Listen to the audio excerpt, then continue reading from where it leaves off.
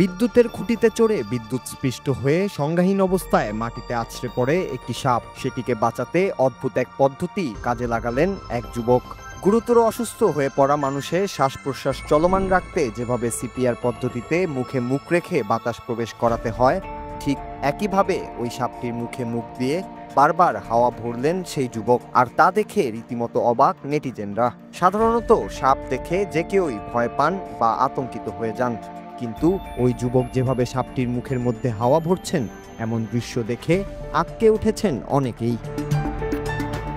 স্থানীয় কয়েকটি গণমাধ্যমের সূত্রে জানা যায়, গ্রামের একদল কৃষক সকালবেলা চাষ করতে গিয়েছিলেন। ওই কৃষকেরা দেখতে পান চাষের জমি সংলগ্ন বিদ্যুতের খুঁটিতে চড়ার চেষ্টা করছে একটি লম্বা সাপ। কেউ কিছু বোঝার আগেই বিদ্যুতের ঝটকা খেয়ে মাটিতে পড়ে যায় সাপটি।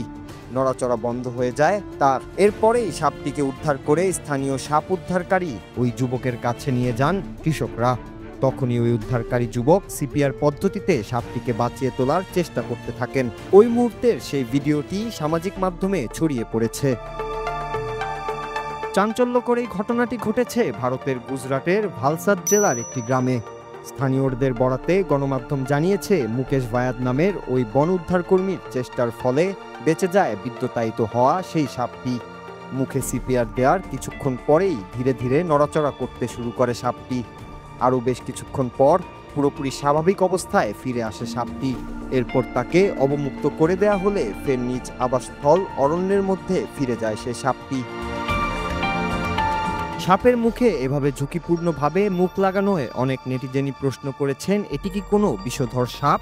জানা গেছে সাপটি নির্বিষ এবং এটি ইন্ডিয়ান র্যাট স্নেক সাপের একটি প্রজাতি। নিরীহ প্রজাতির এই সাপটি শস্য ক্ষেতের ইঁদুর খেয়ে জীবন ধারণ করে, যার ফলে কৃষকের শস্য ইঁদুরের কাছ থেকে নিরাপদে থাকে। মানুষের জন্য সম্পূর্ণ নিরাপদ এই সাপটিকে রক্ষা করায় অনেক সরীসৃপ প্রেমী সাপটির জীবন বাঁচানোর জন্য সামাজিক মাধ্যমে মুকেশের প্রশংসা করছেন। Noor Raju, Bangla TV news desk.